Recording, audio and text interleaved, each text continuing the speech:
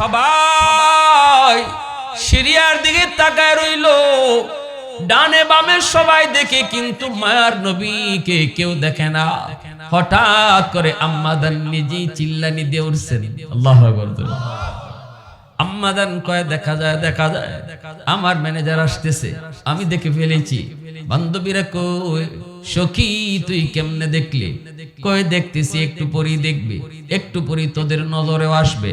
একটু পরে দেখা গেল ঠিকই তো দেখা যায়, নজরে পড়লো, উট নজরে পড়লো, নবীকেও নজরে পড়লো। বান্ধবীরা কয় কেমনে তুই দেখলি? আমরা তো আগে দেখলাম না, তুই কেমনে আগে দেখলি? কয় আমি কেমনে দেখেছি না, আন্দাজ করেছি, আন্দাজ। আমি ওই দিক থেকে দেখতে পেলাম একটা মেঘমালা কাকে ছায়া দিয়া দিয়া যেন সামনে আইতেছি। আম্মাদান খাদিজাতুল কুবরা রাদিয়াল্লাহু তাআলা আনহা, তিনি ছিলেন একজন আন্তর্জাতিক মানের ব্যবসায়ী। মক্কার জমিনে এত ধনী কোন নারী ছিল না। আম্মাজান যত ধনী ছিলেন, বাড়ির কোনো অভাব নাই, ফ্যাক্টরির কোনো অভাব নাই, সহায় সম্পদের কোনো অভাব নাই। মক্কার মানুষগুলি ওনার কাছ থেকে সাহায্য নিয়ে চলে, যে যায় তারে তিনি খালি ফেরত দেন না। আল্লাহু আকবার জোরে কও। অনেক উদার দিলের আম্মাদান খাদিজাতুল কুবরা। ব্যবসা শুধু মক্কা মদিনায় সীমিত ছিল না রে যুবক, ওনার ব্যবসা শাম সিরিয়া লইয়া গোটা আরব জুইরা ব্যবসা ছিল। আল্লাহু আকবার। কে? একজন নারী। তিনি কে? আম্মাদান, আমার আপনার আম্মাদান, আমার রাসূলের প্রথম বিবি, যার জীবদ্দশায় রাসূল আর কাউকে বিয়ে করেন নাই। আম্মাদানের ইন্তেকালের পরে আল্লাহ রাসূল একাধিক বিয়ে করেছেন, কিন্তু আম্মাদান যতদিন ছিলেন খাদিজাতুল কুবরা রাদিয়াল্লাহু তাআলা আনহা, রাসূল আর কোনো বিয়ে। আম্মাদান আমার রাসূলকে তার ব্যবসার চিফ ম্যানেজার বানিয়ে দিয়েছেন। রাসূল নিয়ে গইছেন আল্লাহর নবীর সততা দেখা, নবীজির সততা, সত্যবাদিতা, স্বচ্ছতা, এগুলা দেখা আম্মাদান মুগ্ধ হইয়া রাসূলকে অল্প দিনে তার গোটা ব্যবসার চিফ ম্যানেজার বানিয়ে দিয়েছেন। আল্লাহ রাসূল চিফ ম্যানেজার হওয়ার পরে যারা আগে থেকেই আম্মাদানের অধীনে চাকরি করত, যেমন ম্যানেজার, বিভিন্ন সেক্টরে বিভিন্ন ম্যানেজার, এরা মানতে পারে না, মান্য নেয় না। কয় 2 দিন হইছে না একজনে নিয়োগ পাইছে, তারে আপনি চিফ ম্যানেজার বানাই দিলেছেন। আমরার বস, আমরা স্যার কইতাম, আমরা এটা পারবো না, আমাদের অনেক দিন যাবত অভিজ্ঞতা, আমাদের কাউকে আপনি চিফ ম্যানেজার বানান। আম্মাদান বলে আমি মালিক, তোমরা কথায় চলমু না তোমরা আমার কথায় চলবা, ঠিক না নি? আমি কোনো কাম করলে জবাব তোমরা কাছে দিমু না তোমরা কোনো কাম করার আগে আমারে জিগাইতা? যদি না ফুসে যার যার বাড়ি যাও। আল্লাহর নবী কিন্তু মানতেছেন না। নবী বলতেছেন যে আপনি আমার এখনই এত বড় দায়িত্ব দিয়েন না, আমি মাত্র ব্যবসা ঢুকছি, আমার এত বড় দায়িত্ব দিয়েন না, আমি মাত্র ঢুকছি, আমি সবকিছু বুঝি না। আম্মাদান বলতেছেন আপনি বুঝেন না, এটা আমারে বোঝানি লাগবো না, আমার বুঝ আছে, যা সিদ্ধান্ত নিয়েছি তাই ফাইনাল। আল্লাহ রাসূলকে বলতেছেন যে আপনি চলে যান সিরিয়ায় 90 দিনের জন্য। কয় দিনের জন্য? ব্যবসায়িক কাফেলা নিয়ে 90 দিনের জন্য সিরিয়া চলে যান, আর এই দিক আমি সামলাইতেছি। যে 3 জন ম্যানেজারে বিরোধিতা করছে 3 জনই চাকরি থেকে আউট। 3 জন গেলেন বাড়িতে গিয়ে, এখন 1 দিন 2 দিন 3 দিন অফিসে আয় না। বউ কয় কিতা ব্যাপার, অফিসে যাও না? চাকরি করতাম না। তো বউ কয় চাকরি না করলে চুলাত আগুন জ্বলতো কেমনে? ঠিক না নি? চুলাত আগুন জ্বলতো কেমনে? ফুলা ফান্ডে খাওয়ানি কেমনে? কেমনে করবো চাকরি? অত বছর ধরে চাকরি করতেছি, চিফ ম্যানেজার বানাই দিছে, 2 দিন হইছে না একজনে নিয়োগ হইছে, নাম মোহাম্মদ, তারে চিফ ম্যানেজার বানাই দিলেছে আমরার বস। এটা আমার প্রেস্টিজে লাগে না? বউ কয় তোমার প্রেস্টিজের গোষ্ঠী গিলাই, গরনায় সুলাত জ্বলে না আগুন, তুমি আসো তোমার ফেস্টিজ লইয়া, ঠিক না নি? তুমি আসো তোমার ফেস্টিজ লইয়া, ফুলাফানে ফায় না খাওন, তাড়াতাড়ি যাও। মালিকে কারে কি বানাইছে এটা তোমার কি? তোমার দরকার হইলো মাস শেষে বেতন পাইতে। আমরা গরো খাওয়া নাই তো, চাউলাই তো, ডাউলাই তো, তাড়াতাড়ি যাও। তিনজনে ঘর থেকে এমন ফেসার দিছে, আইসে আবার আম্মাদানের দ্বারা আইসা কয়, ম্যাডাম বলেই গেছি গা, মাফ করে দেন। আম্মাদান এখন এমনি নেওয়া যাইতো না, এখন কাগজে স্বাক্ষর করো। কয় কি স্বাক্ষর? কয় স্বাক্ষর করো, আমি লিখতেছি। আম্মাদানে কাগজে লেখছেন, লেখা পড়তেছে। কই দেখো পড়ো, ফইরা এরপর স্বাক্ষর দেও নিচে। পড়া হইলো কি, তার লেখাটা হইলো, আমি জীবনে কোনদিন চিফ ম্যানেজারের বিরুদ্ধে কথা কইতাম না। আল্লাহু আকবার জোরে কও। কই এই কথাখানের মাঝে স্বাক্ষর দিয়া বালা কইরা জ্বালাই দিয়া এখন নিমু, এমনে না। তিনজনে স্বাক্ষর দিছেন, দেওয়ার পরেতে আবার নিউ। আম্মাদান নবীজির সঙ্গে তিনি একজন পিএস দিয়া দিলেন। পিএস কে তিনি বলছেন, তুমি আসা যাওয়ার পথে শুধু দেখো কি ঘটে না ঘটে, কারণ আমি আমার ম্যানেজারের এমন কিছু দৃশ্য দেখেছি গো, যে দৃশ্যগুলি দেখার দ্বারা আমি বুঝতেছি ইনি সাধারণ কোন মানব নয়। আমি দেখেছি আমার বকরিগুলা ইনি কিছুদিন রাখালি করেছেন। আমি দেখেছি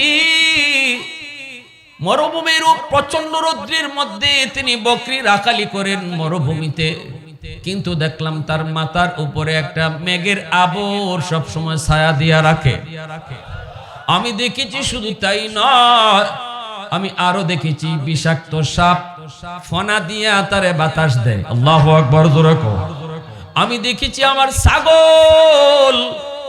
আমার ছাগলগুলি তার রাখালি করতে হয় না।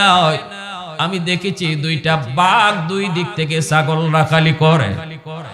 এতে আমার বুঝ হয়ে গেছে ইনি সাধারণ কোন মানব নন, ইনি অনেক বড় মহামানব। যাও তুমি তার সাথে যাও, তুমি শুধু দেখবা, আসা যাওয়ার পথে কি দেখছো তা বলবা, সিরিয়াতে ব্যবসা কেমন করে তাও তুমি দেখবা, ব্যবসা করার আনা নেওয়া সবকিছু তোমার নজরে যা পড়বো তুমি লিখবা। ওই অবস্থায় সিআইডি নবীজির সাথে গেল, ব্যবসা নবী করলেন। 90 দিন এই দিকে পার হয়ে যাবে, আর মাত্র একদিন বাকি। আম্মাদান নবীজির প্রতি ভিতরে ভিতরে দুর্বল, ভিতরে ভিতরে তিনি দুর্বল হয়ে পড়েছেন। বান্ধবীদেরকে বলেন, বান্ধবীরা চল ছাদের উপরে যাই, আমার ম্যানেজার আওয়ার টাইম হয়ে গেছে, চলো আমরা ছাদের উপর থেকে দেখবো কোন দিক থেকে আসে।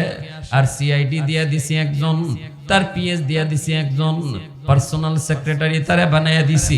সে কিন্তু সিআইডি গিরিও করব, সে তার সব রিপোর্ট লিখবো। চলো আমরা ছাদের উপরে যাই। ছাদের উপরে ওইটা আম্মাদান ঘোষণা দিতেছেন, যে আগে দেখবা আমার ম্যানেজার মোহাম্মদ আইতেছে, তুমি যা চাইবা তোমারে তা দিমু। মনের ভিতরে খুশি, ঠিক না নি? সবাই সিরিয়ার দিকে তাকায় রইল, ডানে বামে সবাই দেখে, কিন্তু মায়ার নবীকে কেউ দেখে না। হঠাৎ করে আম্মাদান নিজেই চিল্লানি দিয়ে উঠছেন, আল্লাহু আকবার। আম্মাদান কয়, দেখা যায় আমার ম্যানেজার আসতেছে, আমি দেখে ফেলেছি। বান্ধবীরা কই, সখী তুই কেমনে দেখলি? কয় দেখতেছি, একটু পরেই দেখবি, একটু পরেই তোদের নজরেও আসবে। একটু পরে দেখা গেল, ঠিকই তো দেখা যায়। নজরে পড়লো উট, নজরে পড়লো নবীকেও নজরে পড়লো। বান্ধবীরা কয়, কেমনে তুই দেখলি? আমরা তো আগে দেখলাম না, তুই কেমনে আগে দেখলি? কয়, আমি কেমনে দেখেছি না, আন্দাজ করেছি। আমি ওই দিক থেকে দেখতে পেলাম একটা মেঘমালা কাকে ছায়া দিয়া দিয়া যেন সামনে আইতেছি। এই সেই মেঘমালা, যেই মেঘটাকে আমি আমার মরুভূমিতে তার মাথায় ছায়া দিতে দেখলাম।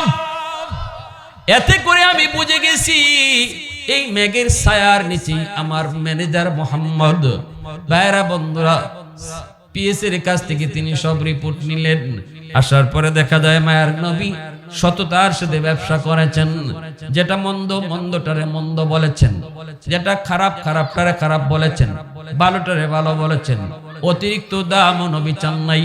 গুবনে ফাহেশ দাম হইল 10 টাকা, চাইছে 3000। এমন আসেনি না নাই গুলিস্তানে ব্যবসায়ী? হ্যাঁ হ্যাঁ, এটা রকম গুবনে ফাহেশ শরীয়তে নাজাইজ।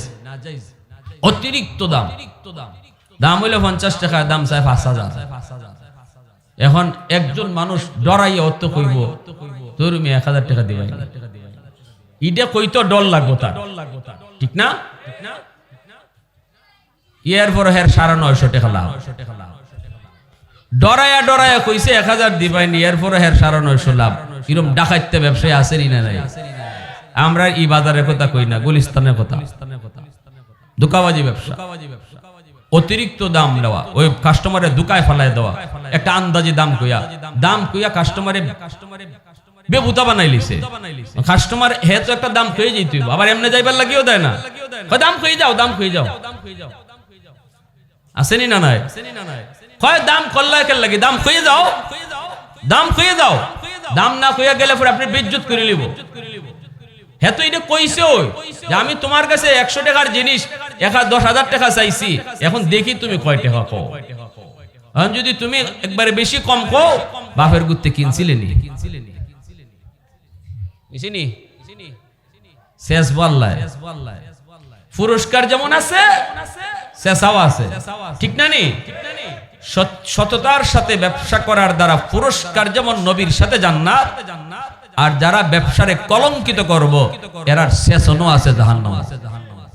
দুইটাই দুই লাইনে আছে। আম্মাদান নবীজির সততা দেখিয়া বিয়ার প্রস্তাব দিলাইছেন। নবীজি বিয়ার প্রস্তাব পাইয়া শরমে চাকরি ছেড়ে আইছেন। আমার নবীর শরম কম না বেশি? জোরে কও, কম না বেশি? নবী চাকরি ছেড়ে আইছেন। আইয়া চাচার এখন চাচা আমি চাকরি করতাম না। চাচা এখন কেনে?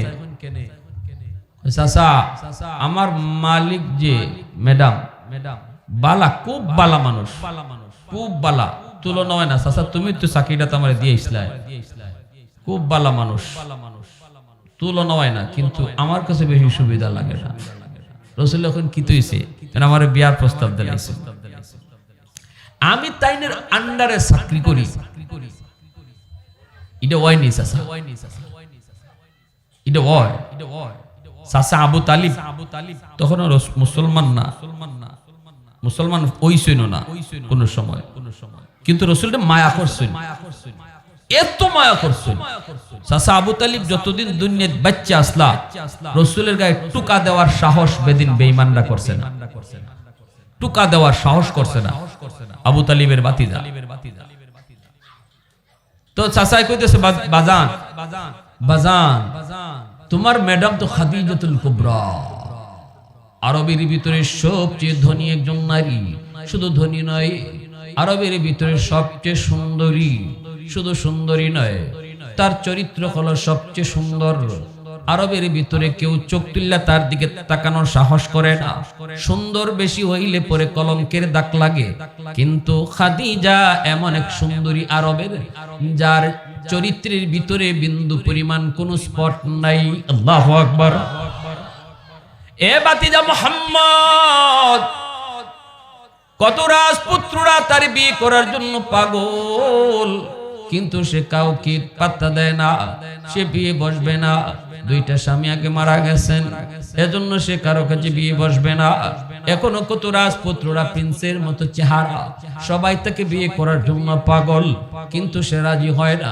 যদি তোমাকে বিয়ে প্রস্তাব দিয়া থাকে, কেমনে দিছে কয় নিজে না, কেমনে দিছে কয় বান্ধবীরে দিয়ে দেওয়াইছে। আল্লাহর নবী চাচাই কয় বাতিজারি, এমনটা ওইলে তো বেটা আমরা কপাল খুললো না। কিতা খুললো না? কপাল খুললেন বাবা, জীবনে খুব অভাবে গেছে রে। আল্লাহ রাসূল কয় চাচা ইতা মাত মাইতুন না, ইতা হয় না। তো সাথে সাথে চাচা কয় ঠিক আছে বাতিজা, তোমারটাই ঠিক বাবা, তোমার কোনো কাম কাজ করা লাগতো না, চাকরি বাকরি দরকার নাই, রক্ত বিচ্ছ হইল চাচাই তোমারে খাওয়াই থাকো। পরের দিন আম্মা জান নিজেই আইছেন নবীর বাড়ি। নবীজির চাচা আবু তালিব কয় খাদিজা, গরিবের বাড়ি হাতির পাড়া কেন? আম্মা জান কয় আমি আপনার কাছে ভিক্ষা চাইতে আইছি। নবীজির চাচা আবু তালিব ডাক দিয়ে কয় খাদিজা, আমার কাছে তোমাকে ভিক্ষা দেওয়ার মতো তো কিছুই নাই। সাথে সাথে আম্মা জান কয় না, যেটা আছে এটা দিতে পারেন, আমি এমন জিনিসই চাইবো যেটা আপনার কাছে আছে। কোনটা? কয় আপনার ভাতিজা মুহাম্মদ, যদি আপনার ভাতিজা মুহাম্মদের বউ আমার বানান, যদি আপনি আপনার ভাতিজার বউ বানান, আমি সারা জীবন আপনার বাড়ির উঠান ঝাড়ু দিমু। নবীজির চাচা আবু তালিব কয় ঠিক আছে ভাতিজা, যা কইছিল তো তা ঠিকই। সাথে সাথে গিয়া কইতেছে, ভাতিজা রে তুমি যা কইছিলা কথা তো ঠিক, খাদিজা তো নিজে আইছে এখন বিয়ে বসার জন্য, কি করব ভাতিজা একটু কনা, ও ভাতিজা একটু রাজি হয়ে যাও, ভাতিজা একটু রাজি হয়ে যাও, বাবা রাজি হয়ে যাও।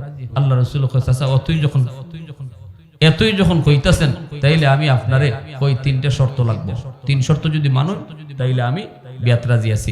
আল্লাহ রাসূল চাচা আইছেন, আয়া কইতাছেন আপনারে আমার ভাতিজা কিছু শর্ত দিব, শর্ত মানবানি। সাথে সাথে আম্মা জান কইন 100টা শর্ত দিলেও রাজি আছি। চাচা গিয়া কয় ভাতিজা খাদিজা 100 শর্ত দিলেও রাজি, ভাতিজা তিনটা দরকার নাই শর্ত, আর দুই একটা বাড়া।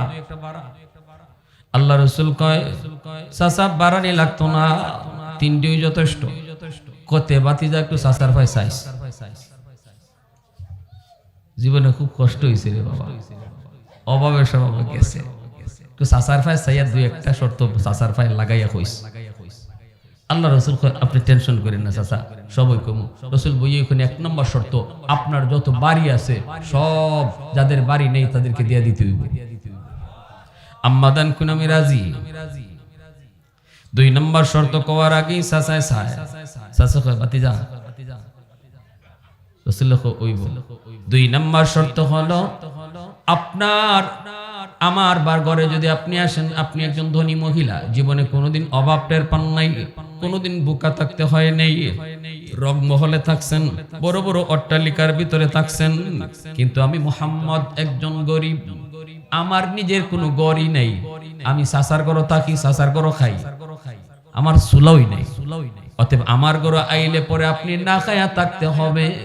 কখনো কখনো 1 দিন 2 দিন 3 দিন চলে যাবে, মুহাম্মদের চুলায় আগুন জ্বলবে না গো, ঘরের ভিতরে ভাঙ্গা বেড়া থাকবে, আপনি পারবেন নি, বুকা থাকতে কষ্ট সহ্য করতে পারবেন নি। আম্মা জান কয় আমি আপনারে যদি পাই সারা জীবন না খায়া থাকতে রাজি। এখন রইছে কয়টা? চাচা কয় ভাতিজা আর আছে একটা রে বাবা। রাসূল কয় আপনার যত সম্পদ, এমনি চাচা খুশি, চাচা ভাতিজা কইলাও। আরে আমার লাগে যদি নাও খোঁজ বেটা, তোর লাগে হইলো খ, তোমারটা হইলো তো আমি হই, ঠিক না? নবী কয় আপনার যত সম্পদ, সব সম্পদ গরিব অসহায় মিসকিনদের মধ্যে দান করে দিতে হবে। আম্মা জান কয় আমি রাজি। চাচা কয় তোর বিয়া তুই কর, আমি গেলাম। দিনের নবী, মার নবী, রহমতের নবী, তিনি ব্যবসায়ী ছিলেন। আম্মা জান তার সকল সম্পদ নবীর কাছে দিয়ে দিয়েছেন। নবীজি একদিনের মধ্যে সব সম্পদ তিনি বন্টন করে দিয়েছেন। একটা সুতাও আল্লাহর নবী রাখেন নাই, বউয়ের বাড়ি থেকে একটা সুতাও নবী রাখেন নাই। আর আমরা বিয়া করার আগে কই ফালসাল লাগবো, ঠিক না?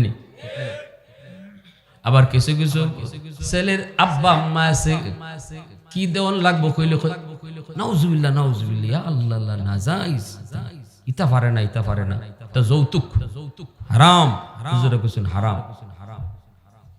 কিন্তু ওই যে গড়টা আইবো এটা তো আপনার মেয়েই, এই গড়টা একটা ফ্রিজ হইলে আপনার মেয়েও তো ফ্রিজ ব্যবহার করবো, যে খাট পালংটা দিবা এটা তো আপনার জিওই থাকবো। আর রুমটা সাজাইতে একটা টেলিভিশন 26 ইঞ্চি বা 40 ইঞ্চি, এটা আপনার ফুইরই দেখবো। ওই দেখেন কেমনে লয়, ফইলা কইছি ইন্না লিল্লাহ, ইতা পারে না, ইতা আমরা বংশ তো নাই। আবার কেউ আছে ঘুরাইয়া মারে, নিজে হয় না আর একজনকে দেখো। এই যুগে ফালসান না দিলে হয়, ফুলাটা একটা খামের ব্যবস্থা করতে হইব না, সৌদি আরব যাইতো 7 লাখ টাকা 8 লাখ টাকা লাগবো, টাকাটা দিলে টাকা কামাইবো, এটা তো তোমার জিল লাগিবে, তুই আকামা ফুলারে বিয়া করা হল লাগে, বিয়া কইরা হোর বাড়ির টাকা দিয়া বিদেশ যাইবো, এরপরে বউ পালতো। আল্লাহ রাসূল সাল্লাল্লাহু আলাইহি ওয়াসাল্লাম সাফ সাফ বুঝাইয়া দিয়েছেন, আপনারা কোন যৌতুক নেওয়া হালাল না হারাম? আওয়াজ আসতে হইছে, রুগী আছে মনে হয়, আরো জোরে, হালাল না হারাম? না পাক, এটা না পাক, এটা হারাম, হারাম। যে ঘরে যৌতুক ঢুকবো এই ঘরের মধ্যে বিষাক্ত সাপ মাইলো, সব জ্বালায় যাইব। আমাদের সমাজে কিছু মানুষ আছে এরকম, যখনই কয় ফালসাল লাগবো, বিদেশ দেওয়ান লাগবো, টাকা দেওয়ান লাগবো, তখন ওই মেয়ের বাপে কয় মোহর কতই, তো কয় মোহর হইব 20 লাখ। কারণ আমার কাছ থেকে তুমি নিতেছো সৌদি আরব যাওয়ার টাকা, আমার জির মোহর আমি 20 লাখ লেখাইতাম, 20 লাখ কয়ে বই রয়েছে। যে জামাইয়ের কাছে বিয়া দিতেছে হের দিবার ক্ষমতা নাই 1 লাখ, দিবার ক্ষমতা নাই 1 লাখ, মোহর লেখাইছে 12 লাখ 20 লাখ। উদ্দেশ্য কিতা? সার তাই না আংটা লাগাইলাম। কিন্তু আমার জানা মতে 1 কোটি টাকা মোহর দেও, যে ঘরের সংসার টিকে না, মোহরে আটকায় না, তালাক হই জায়গা, মোহরের পায় চায় না। আর যেই বিয়ার মধ্যে মোহর কম, যৌতুক নাই, অল্প খরচে বিয়া, এই বিয়া টিকে বেশি। মানলে মানুষ, না মানলে নাই। এই বিয়ার আল্লাহ রসুল কইটা বরকতি বিয়া, বরকতি বিয়া, এই বিয়ার মধ্যে বরকত থাকে। আল্লাহ স্বামী স্ত্রীর ভিতরে মহব্বত বাড়ায় দেয়। জামাইও নিশ্চয় যৌতুক, আর মেয়ের বাপেও বয়সে 20 লাখ। এই যে শরীয়ত বিরোধী কাজ দুইটার জায়গা থেকে আইছে, যার কারণে এই ঘরে আর শান্তি আসে। এজন্য শরীয়ত বলে যার তৌফিক আছে যতটুকু মোহর দেওয়ার এতটুকু লেখাও, বেশি লেখাও না। যৌতুক আপনার এই যে মোহরের টাকা পরিশোধ না করে কেউ যদি কবরে যায়, কিয়ামতের ময়দানে পাই টু পাই হিসাব করে বউ আদায় করব। বউয়ের প্রথম মামলাটাই মোহরের মামলা, জামাইয়ের বিরুদ্ধে বউয়ের প্রথম মামলাটাই হবে মোহরের মামলা। আল্লাহ, আমার স্বামী আমার মোহরের টাকা না দিয়ে কবরে আইছে, এত আদরের কলিজার টুকরা বউ, এই বউয়ে বহু জামাইরে আল্লাহর আদালতে আসামি বানাইব। বিন্দু পরিমাণ সার পাইতা না, বিন্দু পরিমাণ মায়া নাই, হাসরের মাঠে কোনো মায়া নাই। এজন্য বুঝছে মোহর লিখো, আর যা লেখছো সব টাকা এখন না দিতে পারলো আস্তে আস্তে দিও। আমার ভাইরা, যে কথা এখন সামনের দিকে আগাই, আমি বলতেছিলাম এবার শোনেন, ব্যবসা 3 সুরত, 3 সুরতে তুমি ব্যবসা করো। এক হলো মুশারাকা, আর এক হলো মুদারাবা। মনোযোগ আছে কার কার? একটু হাত তুলে দেখান আল্লাহরে, মনোযোগ আছে কার কার? আমিন। এখন কিছু কথা বলবো, অত্যন্ত গুরুত্বপূর্ণ কথা, কথাগুলো একটু মনোযোগ দিয়ে শুনবেন। ব্যবসায়ী ভাইরা এখানে অনেকে আছেন, একটু মন দিয়ে শুনবেন। আল্লাহ ব্যবসার অনেকগুলি সুরত হালাল করছে, একটা সুরত হারাম করছে। সুরত কয়টা হারাম? জোরে জোরে জোরে, হারাম কয়টা? একটা। আর 3টা সুরত হালাল, মুশারাকা, মুদারাবা, মুরাবাহা। আর এই 3টা সুরত হালাল, আরেকটা সুরত আল্লাহ হারাম করছে, এটা হইল সুদ, সুদের ব্যবসা। সুদের ব্যবসাটা হারাম করছে। তাহলে সব জায়গাতেই আমরা দেখি আল্লাহ যা নিষেধ করে এটা কম, আর ওপেন করে রাখে আল্লাহ বেশি। কিন্তু আমরা এমন চশমা লাগাইছি, আমার নজর খালি যেটা নিষেধ করছে ইবাই যায়, ঠিক না? নি ডাক্তারে কইছে আপনি চিংড়ি মাছ খাইবেন না, কারণ আপনার অ্যালার্জি, বাকি সব খায়। হে আইয়া কয় ডাক্তারের কথা মানুন যাইত না, ডাক্তারের কথা মানলে মরি যাব। কেন, কি হয়েছে? সব নিষেধ করে দিলাইছে। সব নিষেধ করলো, কই তোমার দেখালি চিংড়ি মাছ আর ইলিশ মাছ খাইতে নিষেধ করছে, বাকি তো সব কইল খাইতে। দূরমিয়া এই দুইটাতে আমি খাইতাম স্যার, হের বলে এই 2টার ভাই নজর যায়। এই জন্য আইয়া কয় ডাক্তারের কথা মানলে বাঁচন যাইতো না, মরি যাব। আমাদের সমাজের কিছু মানুষ যারা খালি সুদের দিকে নজর যায়, কসকসে টাকা, কম চিন্তায়, কম শ্রমে বইয়া বইয়া গরব বইয়া ব্যবসা জমানি যায়, এরার নজর খালি ইবাই যায়। এজন্য এদের তরফ থেকে আইব এই ধরনের কথা। আর হুজুররার কথা হুজুররা কইবই, হুজুররা কথা মান্যা চলন যাইতো না। নাউজুবিল্লাহ, জোরে এখন, আরো জোরে এখন নাউজুবিল্লাহ। আমার ভাইরা বন্ধুরা, এজন্য যুবক 1 নাম্বার হলো মুশারাকা। এই যুবক 3টা ব্যবসার সুরত তুমি শোনো। 1 নাম্বার হলো মুশারাকা। মুশারাকা বলা হয় শরিকানা ব্যবসা। পার্টনারশিপ ব্যবসা আমি 2 জনে 3 জনে 5 জনে 10 জনে করলাম, যে যে পরিমাণ ইনভেস্ট করব তার এই পরিমাণ লাভ পাইব, ঠিক কিনা জোরে কোন? যদি লস হয়, যে যে পরিমাণ ইনভেস্ট করছে তার লস এই পরিমাণ হইব, এটা বুঝানি লাগবো, এটা বুঝানি লাগবো, বুঝলেন? কিন্তু এত লম্বা কথা কোন যেত না, বুঝলেন কম কথায়। 2 নাম্বার হলো মুদারাবা। মুদারাবার সূরত হলো, মুদারাবার সূরত হলো একজনের শ্রম আরেকজনের টাকা, একজনের শ্রম আরেকজনের কিতা, একজনের শ্রম সে টাকা নাই, সে গরিব, শ্রম দিতে পারবো কিন্তু টাকা নাই, আরেকজনের টাকা আছে কিন্তু শ্রম দেওয়ার টাইম নেই। এজন্য 2 জনে ব্যবসা করছে, একজনে টাকা দিছে আরেকজনে শ্রম দিছে, 2 জনে ব্যবসা হয়েছে, লাভ সমানে সমানে, লাভ সমানে সমানে, অথবা আলোচনা কইরা এদ্দুর লাভ অমুকে এদ্দুর লাভ অমুকে, এভাবে ব্যবসাটা করলো, আলোচনা সাপেক্ষে যদ্দুর লাভ লস এটা 2 জনে ভাগ করে নিব।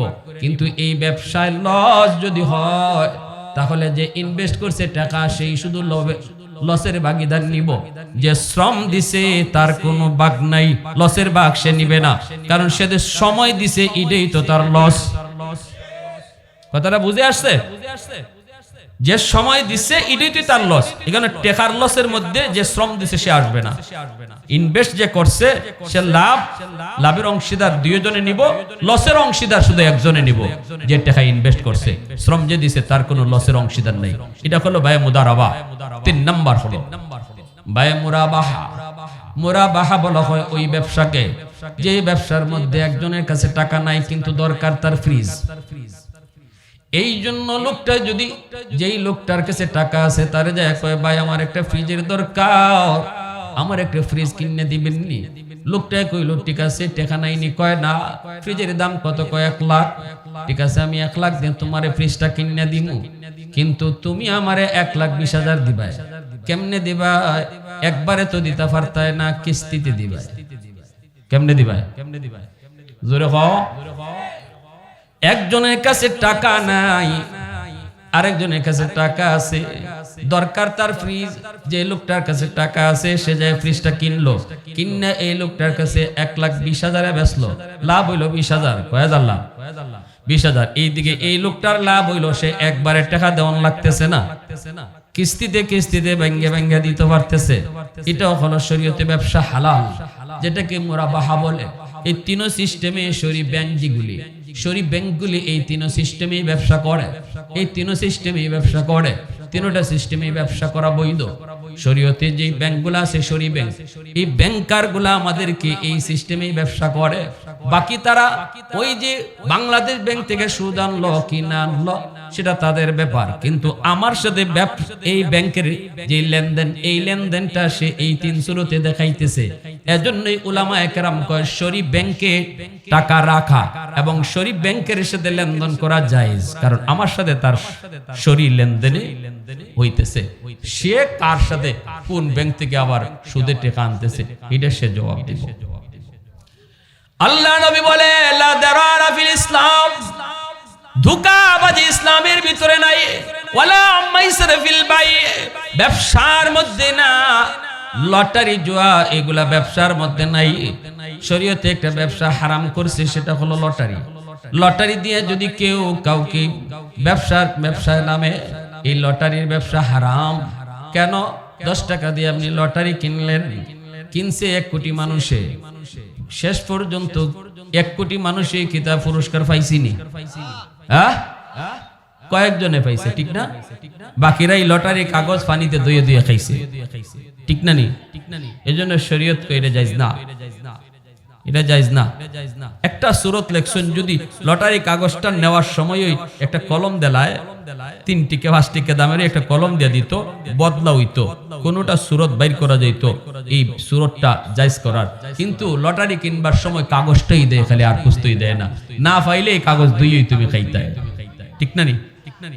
শরীয়তে আর একটা সূরত ব্যবসার মধ্যে হারাম করেছি, সেটা হলো লা দারারা ফিল বাই, ধোঁকাবাজি ব্যবসার মধ্যে নাই। যেই ব্যবসার মধ্যে ধোঁকা থাকতে পারে এটা শরীয়তে নাজায়েজ বলেছে, কারণ এখানে আমাদের ঝগড়া আসতে পারে। কোন সূরত? আকাশের উপরে কবুতর উঠতেছে, একজনে কবুতর পালে, কবুতর উঠতেছে আকাশে, আকাশে রেখে কবুতর বেচে লাইছে। ওই যে দেখো আমার 10টা কবুতর, এই 10টা কবুতর তোমার কাছে বেচলাম, এটা নাজায়েজ। কেন? কারণ এই 10টা কবুতর প্রতিদিন তোমার বাড়িতে আসে, কিন্তু আজকে নাওয়াইতে পারে, ঠিক না? অথবা একটাও নাওয়াইতে পারে, একটা যদি না তখন তো মাইলে কি যাব, তুই তোর 10টা কবুতর কইছিস, আইলো দিন 9টা আরেকটা কই, মারামারি হওয়ার আশঙ্কা আছে, ঝগড়াঝাটি হওয়ার আশঙ্কা আছে। যে ব্যবসার মধ্যে পরিণাম ঝগড়ার দিকে যায়, শরীয়ত এটা না যায়, এটা হলো রুল। যে ব্যবসার মধ্যে ঝগড়ায় যায়, হাওরে তুমি মাছ কিনছো, মাছ ডাক নেও, জলমাল না যাইস, না যাইস। আপনি যে এখানে জলমালের এই আওয়ারের মাছ কিনছেন, মাছ দেখছেন কোন? এই যে বড় বড় ওয়া দিতেছে, পুকুরের মাছ কিনছেন, এই যে আপনি ওয়া দিকে দিকে মাছের ওয়া দিকে দিকে আপনি মাছ পুকুর কিনে লইছেন, এটা মাছের ওই ওয়া না কাঁকড়ার ওই ওয়া, এটার কোনো খবর আছে? হ্যাঁ, একটা পর্যায়ে আইব কি তা, ইয়া আল্লাহ আমি এত টাকা দিয়ে কিনছিলাম ভাই, লস তো খাইলিছি ভাই, মাছ তো আইডিয়া করছিলাম এরকম হইব, হইছে না তো, আমার কিছু কমায় দাও, আমি এত টাকা পারতাম না, এরকম কথা আয়নি, জোরে কন্যা গেল লাগে আয়নি। তে হে যদি না মানে, বলে না আমার এত টাকা লাগবেই, যেটা বেচা হইছে এটাই, তুই ঝগড়া হইবনি। শরীয়ত বলে না যাইজ। যে জিনিস তুমি বেচবা এটা তোমার হাতে আগে কবজা করো, তোমার নিয়ন্ত্রণে আসতে হবে, হাতে কবজা আনতে হবে, এরপরে তুমি এটা বিক্রি করো। গরুর উলানের মধ্যে দুধ রেখে বেশি বিক্রি করা না যাইজ, কারণ উলান ফুললে রইছে, তুমি বুঝতেছো দুধ, এটা টিউমারও তো হইতে পারে, ঠিক না? টিউমার হইতে পারে, তুমি এতগুলা দুধ মনে করে কিনছো, পরে যখন দুধ খিরাইবা দেখবা দুধ নাই। শরীয়ত বলে যে জিনিস বেচবা এটা আগে হাতে আনো, আগে কবজা আনো, এরপরে বেচো। উড়ন্ত পাখি বিক্রি করা না যাইজ, পানির নিচের মাছ বিক্রি করা না যাইজ, গরুর উলানের ভিতরে দুধ রেখে দুধ বেচা না যাইজ, কারণ শরীয়ত এটাকে সাফ সাফ রাখে, ব্যবসাটা যেন পরিষ্কার হয়, ব্যবসার মাঝে কোনো ধোঁকাবাজি নেই, ব্যবসার ভিতরে আন্দাজে ব্যবসা শরীয়তে সেটা সমর্থন করে না, এটা ঝগড়া হওয়ার আশঙ্কা। একটাই শুধু হারাম, সেটা হলো সুদ। এ যুবক একটু খেয়াল করে শুনো, এই জমিনের ভিতরে আল্লাহর এমন অনেক বান্দা আছে যারা সুদ খায়, সুদের ব্যবসা করে, কিন্তু এটারে বুক ফুলায়া ব্যবসা করে, এটা যে হারাম অবৈধ কাম করে এটা মনেই করে না। শরীয়তের ভিতরে কোনো বিধি বিধান নেই। যুবক কেউ যদি মনে করে এটা হারাম না, অথচ শরীয়তে হারাম, এটা মন্দ কাজ না, অথচ এটারে সে মন্দ মনে করে না, মন্দ কাজ কিন্তু মন্দ মনে করে না, শরীয়ত বলে এই মানুষটার ঈমান থাকে। একজন মানুষ সুদের ব্যবসা করে, কিন্তু যদি দিলের ভিতরে এই নিয়ত রাখে, মালিক আমি বহুত বড় অন্যায় করতেছি, আল্লাহ তুমি আমার একটা সময় এখান থেকে বাইর করো, আল্লাহ তুমি আমার এই পথ থেকে সরাও, আল্লাহ আমি বহুত বড় ভুল করতেছি, এই মানুষটার ঈমান যাবে না, বেঈমান হবে না, বেঈমান হবে না। কিন্তু যেই মানুষটাই কইব সুদ আর ব্যবসা তো একই, ব্যবসা করলে যেমন লাভ হয় সুদেও তো এমন লাভ হয়, সে যদি ব্যবসাকে হালাল মনে করে আর সুদকে হারাম হালাল মনে করে, এই মানুষটা আর মুসলমান থাকে না, ডাইরেক্ট বেঈমান হয়ে যায়। কয় হুজুর আমি তো সুদ খাই না, সুদের ব্যবসা করি না, আমি ইন্টারেস্ট নেই, কিনে নাম বদলাই লিছে, এমন সালাক্য বাঙালি আসেনি না? সুদ বুঝিনি আমরা, 10,000 টাকা দিয়া 20,000, 20,000 দিয়ে 30,000 টাকা দিয়া টাকা দিয়া টাকা আসেনি? হ্যাঁ, খালি নাই না, এখন বেড়াইতে খালি খায় না, পিটতেনতে ওষুধ খায়, ওখানে হলে ধনীরা সুদ খায় না, রিক্সাওয়ালায় ওষুধে টাকা লাগায়। গরিবের ঘরও সুদ ঢুকে গেছি, গরিবের ঘরও সুদ ঢুকছে, যার কারণে মুসলমানের ঘরে এত অশান্তি, স্বামী স্ত্রীর ভিতরে অশান্তি, ভাই ভাই অশান্তি, বাপ বেটা অশান্তি, রহমত নাই, ঘরের ভিতরে রহমত নাই, হারাম ঢুকতেছে। ইন্টারেস্ট কা ইন্টারেস্ট, আমি বলি ইন্টারেস্ট কোনটা? কয় ওই যে টাকা দিয়ে একটু লাভ নেই, এটা ইন্টারেস্ট। হুজুর কোরআনে তো কইছে সুদ হারাম, কিন্তু আমি সুদ নেই না, আমি ইন্টারেস্ট নেই। বলুন তো, নাম বদলাইলে জিনিস বদলেনি। কালা কুত্তারে কেউ কালা ছাগল, কালা ছাগল রে কেউ কালা কুত্তা কইয়া আজ পর্যন্ত খাইছিনি। বয় আমি নাম বদলাইলিছি, এমন তো কেউ করে না। তাহলে বোঝা গেল নাম বদলাইলে জিনিস বদলে না, নাম বদলাইলে কখনো জিনিস বদলে না। ভাইরা বন্ধুরা, আরেকটা নাম বদলাইছি ঘুষের নাম বদলাইছে। আমি ওই দিন যাই অফিসে যাই শুনছি, কই হুজুর সুদের নাম বদলায় রাখছে ইন্টারেস্ট, কিন্তু ঘুষের নাম বদলায় কি তা রাখছে জানেননি? আমি কই না, এটা তো নাম পাইছি না। কইটার নাম হইলো স্পিড মানি। আমি কইলাম এটা আবার কি?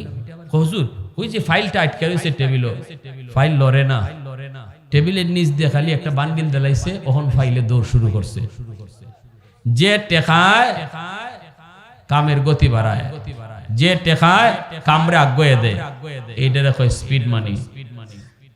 এটা হইলো ঘুষ, ঠিক না? নিজরে কই না। ভাইরা বন্ধুরা, একটু কথা বিবেক দিয়ে শুনো। সুদে ঘুষে যে মানুষগুলা হারাম টাকা করে ঢুকাও, আল্লাহ কিন্তু হাসরের ময়দানে সবার কাছ থেকে জবাব নিবে না রে যুবক। জবাব নেবে শুধু একমাত্র তোমার কাছ থেকে। সুদের টাকা দিয়ে তুমি ঘর বানাইছো, এই ঘরের ভিতরে থাকতেছে 10 জন, হিসাব আল্লাহ 10 জনের কাছ থেকে নিবেন না। হিসাব নিবে একজনের কাছ থেকে, যে সুদের টাকা দিয়ে ঘর বানাইছে, ঘুষের টাকা দিয়ে যে ঘর বানাইছে। সুদের টাকা ঘরের ভিতরে ঢুকায়া তুমি পাতিল বুইরা ভাত রান্না করেছো, 10 জনে খাইলো পাতিলের ভাত, আমি খাইলাম মাত্র 1 প্লেট। আল্লাহ পাক রব্বুল আলামিন পুরা ফাতিলের হিসাব 10 জনের কাছ থেকে নিবেন না, হিসাব নিবেন একজনের কাছ থেকে, যে হারাম টাকা ঘরে ঢুকায়া সবাইরে খাওয়াইছে। সবাই যারা খাইছে এরা ফাও ফাও খাইছে, খাইব 10 জনে, হিসাব দিব একজনে। এটা কেডা? এ হইল সুদখোর। এ কেডা? খাইব 10 জনে, হিসাব দিব একজনে। রেডি থাকো সুদখোর। আমি আপনাদের কাছে একটা প্রশ্ন করি, বুক করব সবে, হিসাব দিব আমি একা, খাইব 10 জনে, হিসাব দেওয়ার লাগবে আমার একলা। এটা জানার পরেও যারা হারাম টাকা ঘরে ঢুকাইতেছে আর ফুলা ফান্ডে খাওয়াইতেছে, বউ বাচ্চারে খাওয়াইতেছে, এরা বুদ্ধিমান না বোকা? আওয়াজ আসতে কেন জোরে এখন? একবারে দিল থেকে এখন, এরা বুদ্ধিমান না বোকা? আমি বুঝতাম যদি যারা বুক করতেছে সকলেই জবাব দিত, সকলেই কাছ থেকে আল্লাহ জবাব নিত, তাইলে মনে বুঝ দেওয়া যায়।